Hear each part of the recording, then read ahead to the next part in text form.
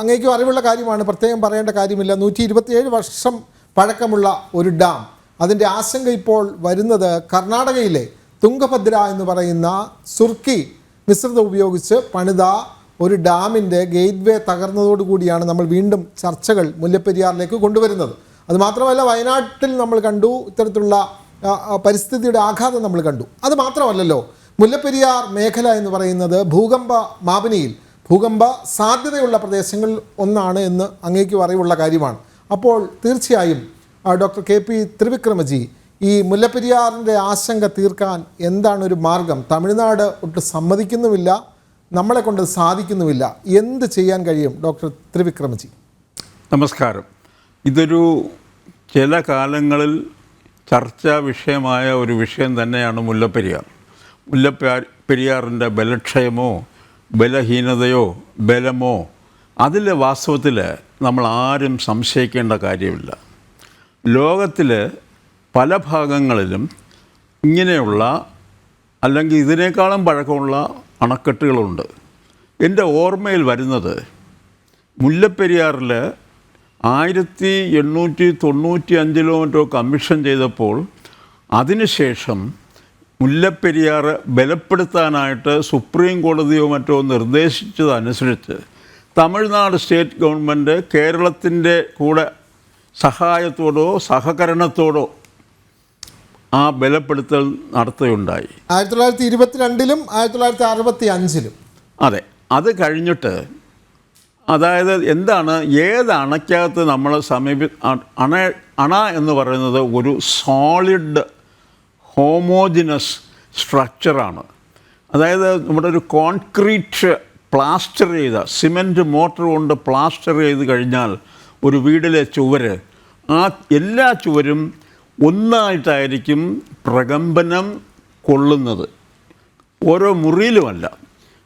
അതായത് ഒരു ഹോമോജിനിറ്റി വളരെ അധികമുള്ളൊരു സ്ട്രക്ചറാണ്.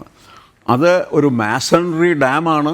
ഇപ്പോൾ നമുക്ക് സമീപത്ത് നെയ്യാറ്റിൻകരയിൽ തന്നെ ഒരു കരിങ്കല്ല് വെട്ടി കരിങ്കല്ല് കൊണ്ട് കെട്ടിയ ഒരു അണയുണ്ട്. പക്ഷേ ആ അണയുടെ കെട്ടിക്കഴിഞ്ഞു കഴിഞ്ഞാൽ അത് ഒരു സോളിഡ് പീസായിട്ടാണ് അണ വർക്ക് ചെയ്യുന്നത്. അണകൾ പലതരത്തിലുണ്ട്. എർത്തൻ ഡാംസ് ഉണ്ട്. നമുക്ക് പാലക്കാട് ഡിസ്ട്രിക്റ്റിൽ പോത്തുണ്ടി, മീൻമുട്ടി തുടങ്ങിയ 5ഓളം മണ്ണണകളുണ്ട്. അതായത് ഞാൻ ആദ്യം ആ അണകൾ കാണുന്ന 1966-ലാണ്. ഇപ്പോഴും അത് ഒരു പ്രശ്നവുമില്ല. അതിൻ്റെ സ്പിൽ വേ എന്ന് പറയുന്ന ഭാഗം മാത്രം കോൺക്രീറ്റാണ്. പക്ഷേ അതിൻ്റെ വലിപ്പവും മുല്ലപ്പെരിയാറിൻ്റെ വലിപ്പവും തമ്മിൽ നമ്മൾ ഇല്ല. ഞാൻ വരാം, അതിലേക്ക് വരാം. പിന്നെ ഇപ്പോൾ ഒരു സൂചനയുണ്ട്, മുല്ലപ്പെരിയാർ പ്രദേശത്ത് ഭൂകമ്പത്തിനുള്ള ചാൻസ് ഉണ്ടെന്ന്. എല്ലായിടത്തും ഭൂകമ്പത്തിൻ്റെ ചാൻസ് ഉണ്ട്. നമ്മളെപ്പോഴും ഹൈൻസൈറ്റ് ഡേറ്റ ഉപയോഗിച്ചിട്ടാണ് ഭാവിയെപ്പറ്റി പറയുന്നത്. അത് ഒരു തരത്തിൽ പറഞ്ഞാൽ ഒരാളിൻ്റെ ജാതകം നോക്കിയിട്ട് നമ്മുടെ സാധാരണ ജ്യോത്സ്യൻ പറയുന്ന പോലെ അതാവും ഇതാവും ആവത്തില്ല എന്ന് പറയുന്നത് പോലെ തന്നെയാണ് ഈ ഹൈൻസൈറ്റ് ഡേറ്റ എന്ന് പറയുന്നത്. ഹൈൻസൈറ്റ് ഡേറ്റ എന്ന് പറഞ്ഞാൽ ആ പ്രദേശം മുഴുവൻ പരിശോധിച്ചു, 1. 2, ഇന്ത്യയെ തന്നെ ഭൂകമ്പത്തിൻ്റെ അടിസ്ഥാനത്തിൽ നമ്മൾ 4 സോണുകളായിട്ട് മാറ്റി. അതിൽ ലീസ്റ്റ് വറീസം സോണാണ് നമ്മുടെ വെസ്റ്റേൺ ഗാട്ട്സ് എന്ന് പറയുന്ന പ്രദേശം. ഞാൻ ഒരു ചെറിയ എക്സാമ്പിൾ പറയാം. ന്യൂഡൽഹിയിൽ രാഷ്ട്രപതി ഭവനുണ്ട്, പിന്നെ നമ്മുടെ പാർലമെൻറ്റ് ഹൗസ് പഴയതുണ്ട്, അതുപോലെ കുട്ടബ് മീനാറുണ്ട്, റെഡ് ഫോർട്ടുണ്ട്. അവിടെ ഭൂകമ്പം സാധ്യത എന്ന് മാത്രമല്ല, എൻ്റെ ജീവിതത്തിലെ ആദ്യത്തെ ഭൂകമ്പം ഞാൻ ഫീൽ ചെയ്യുന്നത് കേരള ഹൗസിൽ വെച്ചാണ്. അത് ഡൽഹിയിലാണ്. എന്നിട്ട് അതായത് ഡൽഹി പ്രദേശം ഹിമാലയത്തിൻ്റെ സമീപത്തായതുകൊണ്ട് അവിടെ ഇത്തരം പ്രകമ്പനങ്ങൾ ഉണ്ടാവുന്നതിനുള്ള സാധ്യത വളരെ ഉയർന്നതാണ്. പ്രകമ്പനം എന്നുള്ള വാക്കാണ് ഞാൻ ഉപയോഗിക്കുന്നത്, ശ്രദ്ധിക്കുക. അല്ലാതെ എർത്ത് ക്വേക്ക് അല്ല. Earth quake is totally different. അത് വളരെ അപൂർവം കാലങ്ങളിൽ ഗ്രേറ്റ് ആസാം എർത്ത് ക്വേക്ക് ഉണ്ടായിട്ടുണ്ട്. പിന്നെ നമുക്ക് കൊയ്ന എർത്ത് ക്വേക്ക് ഉണ്ട്, 1959 മറ്റോ ആണ്. അത് കഴിഞ്ഞ് നമുക്കൊരു പൂജ് എർത്ത് ക്വേക്ക് ഉണ്ടായി. ജനുവരി 26 ഏതോ ഒരു റിപ്പബ്ലിക് ഡേ പരേഡിന് കുട്ടികളിങ്ങനെ അണിനിരന്ന് പോകുമ്പോൾ. അത് കഴിഞ്ഞ് നമുക്ക് വീണ്ടും ഒരു എർത്ത് ക്വേക്ക് ലാത്തൂർ എന്ന് പറയുന്ന സ്ഥലത്തുണ്ടായി. ലാത്തൂർ എല്ലാവർക്കും പരിചയമുള്ളതായിരിക്കും. ആ പ്രദേശങ്ങളിൽ പോലും ജനവാസം ഉള്ള സ്ഥലത്ത് മാത്രമാണ് മനുഷ്യനഷ്ടം വന്നത്. പക്ഷേ അവിടുത്തെ ആ ഭൂകമ്പ മാപിനിയിലെ ആ ഡേറ്റ പരിശോധിച്ചാൽ അത്തരത്തിലുള്ള ഒരു പ്രകമ്പനത്തിനുള്ള ചാൻസും ഈ 4 മറ്റോ പറയുന്ന എർത്ത്ക്വേക്ക് സോൺ ഉൾപ്പെടുന്ന കേരളത്തിലില്ല. വാസ്തവത്തിൽ കേരളത്തിൽ എന്തെങ്കിലും പ്രകമ്പനം നമ്മുടെ പ്രദേശത്ത് തിരുവനന്തപുരം ഉൾപ്പെടെ ഒരു 2000 അടുപ്പിച്ചാണെന്ന് തോന്നുന്നു നമ്മുടെ തിരുവനന്തപുരം ഡിസ്ട്രിക്റ്റിലെ എടനാട് പ്രദേശത്ത് നമ്മുടെ കേരള വെള്ളത്തിൽ തിരയിളക്കം ഉണ്ടായി.